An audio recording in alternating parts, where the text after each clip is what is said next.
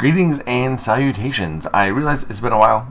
This is Morgan with Seahawk Palaver. And I realize it's been a while, but my microphone went on the fritz. It just, it's always kind of giving me problems, but I usually am able to calibrate it and so it works, but it wasn't working for a while. I finally got it updated and fixed, and I think I'm okay. Leave a comment down below if the sound is distorted or too loud or too quiet. Just, let me know if you care one way or another. So free agency is basically set. I think we did a really good job filling up holes, especially at inside linebacker. I'm really excited about Dodson and Baker coming in. I think that there's potential, just a completely different style of play, I think, from what we had last year. And I don't like seeing Jordan Brooks go. I don't like seeing Bobby Wagner go. I think that these two players bring in a new dimension, more mobile, I think, more versatile. I'm excited to see the product on the field. So we're filled up pretty much everywhere except for the glaring hole at right guard, and maybe even left guard, where Anthony Bradford is not the most mobile human. I mean, he's a giant of a man. So I wonder how mobile he is in the new offense. I kind of feel like he's an awkward fit here. So it's possible that more interior people can be brought in. Although Schneider has talked up McClendon Curtis, who... or is it Curtis McClendon? McClendon Curtis. Okay, so... it was funny because I somehow got to his Instagram page, where he has great... stuff, just a couple of pictures of him working out, whatever. But look at this, a cooking page, Whippin' with Kurt, where he shows off his love of the meal. And let me tell you, he and I are obviously kindred spirits.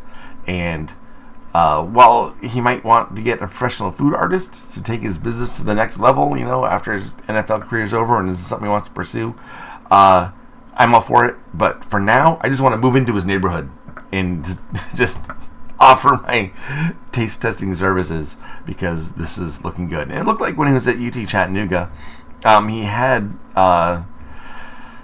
like a weekend restaurant type thing. I don't know exactly what it was, but I guess people would order throughout the week, and he would make it on the weekends and charge money for it and get paid, which is a great idea. I don't know, but that's awesome, man. Looking good. I'm starving right now. All I had today was a smoothie. All right, anyway. So he's a possibility to rattle around in your brain, because he has been talked up by the coaching staff. All right, so also Laviska Shenault, I think it's interesting. Given the new kickoff return rules, I think that maximizing plays for that special teams event is going to be very impactful next year. I think special teams they've been kind of dialed it down recently to avoid injury, and I see how this can avoid injury too. But I also see how there is a lot of potential for big plays in his new kickoff rules. Excuse me. So I think signing someone with Laviska's talents is very interesting. Also, on that same vein, bringing in that quarterback from UCF, John Reese Plumlee. I don't necessarily see him as an NFL quarterback, but I definitely see him as a special teams gadget player. The guy's super mobile, and with an arm, with a decent enough arm, I could see some plays coming in on special teams that utilize his abilities. If we brought him in as like an undrafted free agent or something like that, it's complete speculation on my part. But it looks like they're really thinking about how they can improve that area of the game. Bring in Malachi Corley for a visit also. He has a similar skill set to Laviska Shenault, only hopefully better. We'll see. So anyway, I'm excited about that. Malachi Corley is my favorite wideout for the Seahawks. I don't know if we'd be able to finagle the draft to get him, given our other needs and how solid the wideout room looks right now. But I think that's something that we should look into. That's my personal opinion. Anyway, let's jump into the mock draft and see what is happening.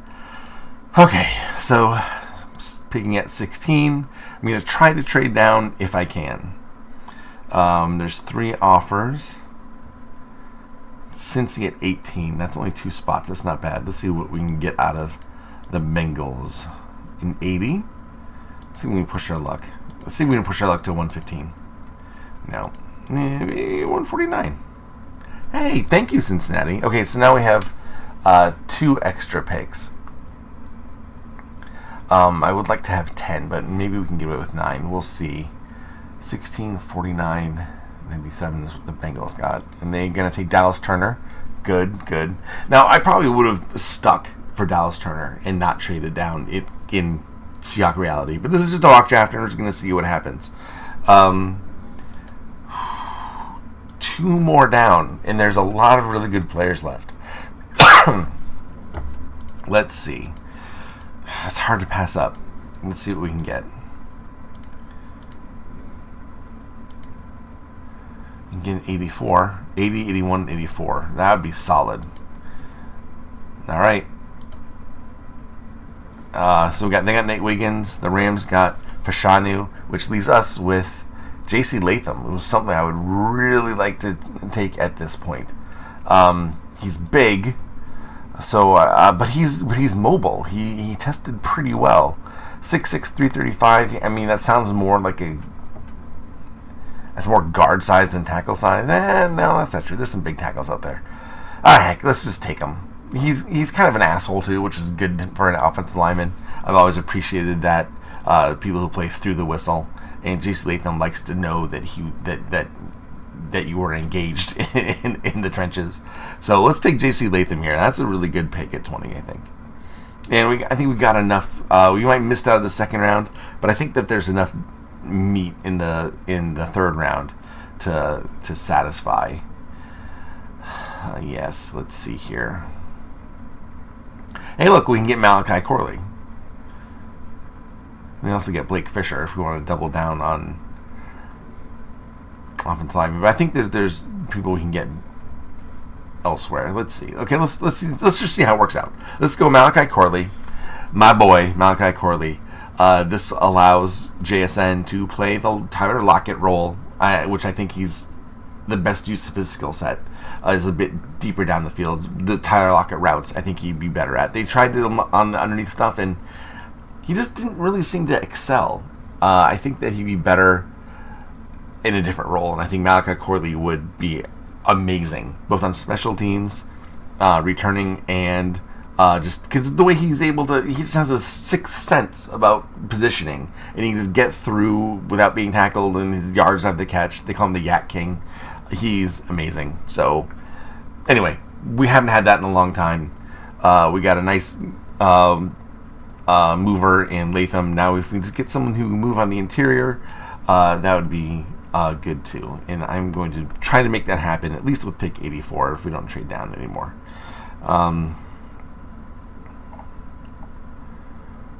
You know what? I'm just going to do it right now. Why? This is my boy, Mason McCormick. He is like the poor man's J.C. Latham. He's like the same player, only from a smaller school. He's South Dakota State.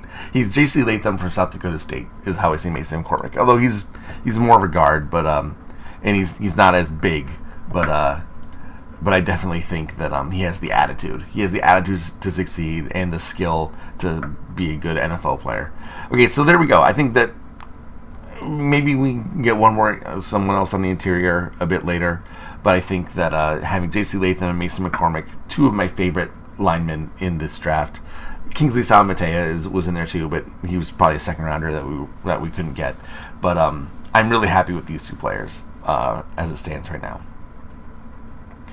All right, so we do need a linebacker, and Jeremiah Trotter is available. Good bloodlines. I resisted drafting him before because I just feel like stature-wise, he's just, I don't know. I'm not a huge fan of the way he looks, but I can't argue with the results in the field. He's a really good player, but there's some other linebackers I like better later on, so I might just wait a little bit. I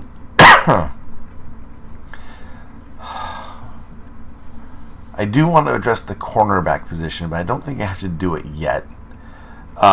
We need to address linebacker. We need corner, safety. Jerry Jones, I'm a huge fan of, but Devin Witherspoon excelled at the nickelback position. Excelled. It's weird though to have the number 5 pick in the draft as a nickel corner. You think of those guys. If you're going to invest that high in them, you put them on the outside.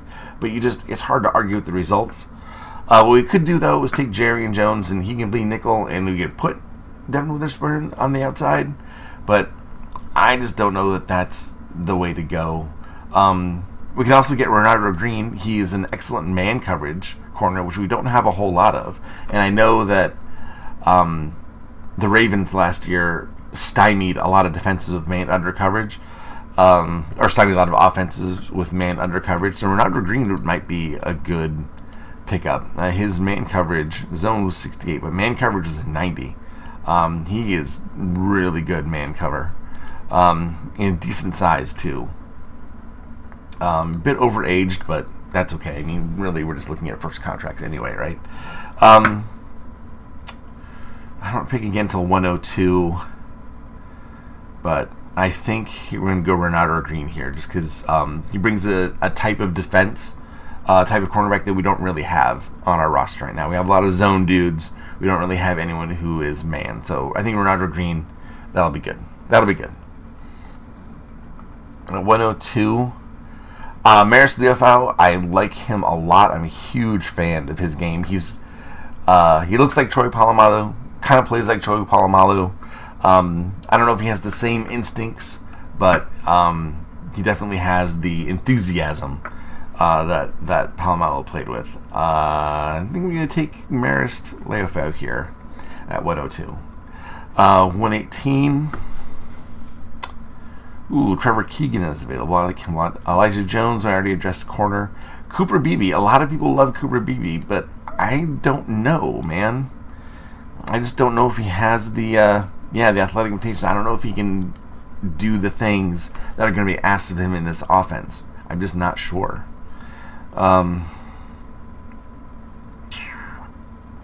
Christian Jones would be nice. He's 130. And Ben Sinnott is also available. Ooh, that's tough. That's tough. And Mo Kamara, one of my favorite players. Mo Kamara. Weird shape, but an amazing player. A lot of IQ and a lot of desire. A lot of times, you get some players that are only playing for a paycheck. He's playing for his reputation on every play. An amazing, amazing person. But what are we going to do, guys?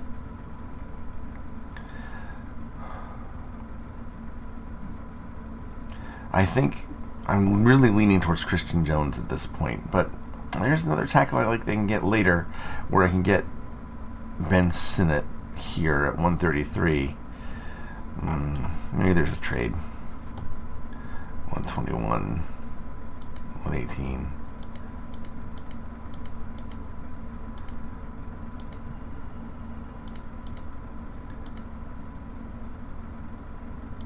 Oh, just give me your 147. It's not complaining. All right. So now I feel a little bit better about it. We're going to get Ben Sinnott here. There aren't a whole lot of great tight ends left. Christian Boyd is someone that we brought in for a look. 6'4", 317. Really good interior player. But Cedric Gray is here also, and we still need line. I got Maris Leofau. I guess I don't need that right now. Christian Boyd would be a good pickup here. Zach Zinter would be good. Coming off an injury, but a really good player. Alright, so let's do Christian Boyd. Let's do Zach Zinter. And no, because we got guards out the wazoo. don't we? Okay. I'm going to take the tackle that I like here at this point because I don't think I'm going to get him later. Javon Foster at Missouri. There he is, 168. A bit early, but this is where we're at positionally in the draft, and I want to make sure that I get him. So, good there. All right, so let's recap a bit.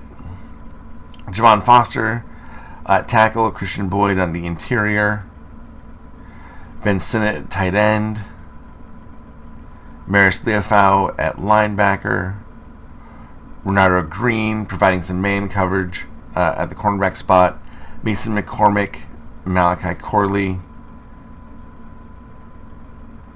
and J.C. Latham. Okay, good. We can pretty much go wherever we want now. I know that the coaching staff is probably tempted to get Dylan Johnson at this point, but I'm going to go with Kamani Vidal. This is the quintessential Seahawks back. I mean, missed tackles forced, 94, 1,000 yards after contact. I mean, come on. The guy is amazing. He can run anywhere. He's so Seahawky. He's Chris Carson. He's Thomas Rawls. Maybe a little Christine Michael. 5'8", 218. He's a little short, but his weight is right on point. So I am going to take Kamani Vidal at this point, and that shores up our running back class. 2 people left. You can pretty much do anything at this point. Safety would be probably where we should go next. And Dominique Hampton, I know, is a popular pick, and I know that this Washington staff, some of the staff from Washington probably want to get some Washington players, but I like Trey Taylor. So I'm going to take him at this point. I think Trey Taylor has a lot of potential. Very, very high ceiling. And then I guess I could even take Dominic Hampton out. We could double dip at safety. It can't hurt. We don't really have anyone under contract after next year. But let's just take a quick look at linebacker, because we need some people there as well. Nathaniel Watson has the size that we're lacking. So this isn't a very large size-wise linebacker class, but Nathaniel Watson has got it. He's like 240, 245. So let's go ahead and draft Nathaniel Watson. I personally would rather draft Eddie Olafoshio from Washington, but he's one of the best coverage linebackers in the NCAA. But I know they brought in Nathaniel Watson. I think the Seahawks like him, so I'm just going to go that direction for this mock draft. Okay, so to wrap everything up, J.C. Latham, Mason McCormick, and Javon Foster are our new offensive linemen, which I would love that if that were to transpire. Malachi Corley, my favorite wideout, biased. Renardo Green, we don't really have any man coverage corners on the roster, and he can provide that. Maris Leofau plays with his hair on fire. And I always appreciate that. Ben Sinnott, really good tight end, and for tight end room that is a little bit weak after Noah Fant. Christian Boyd on the interior, a lot of potential. Definitely not a Power 5 guy that I know Schneider likes, but I think he can bring it. I'm excited to see what he will do in the NFL. Javon Foster, I just happen to like him. Kamani Vidal, love this player, one of my favorite running backs in the draft. That's available this late. Trey Taylor, a fantastic safety, a lot of potential. I don't know why they gave him D-. He's a good player. And then Nathaniel Watson to round things up. They give me a B. I'll take it. I would be ecstatic with this draft. Absolutely ecstatic, to be honest with you. I am pleased. I got a lot of the players that I like my guys, Corley, Latham, McCormick. I think we branched out on stuff that we don't usually do. Corley, we don't have anyone like him on the roster. Renardo Green, we don't have anyone like him on the roster. This would be a good draft. I'd be happy with this. Let me know what you think down in the comments. Throw me a like, a subscribe, whatever floats your boat, and I would appreciate whatever. All right, you guys take care, and I'll see you next time. All right, take care. Bye.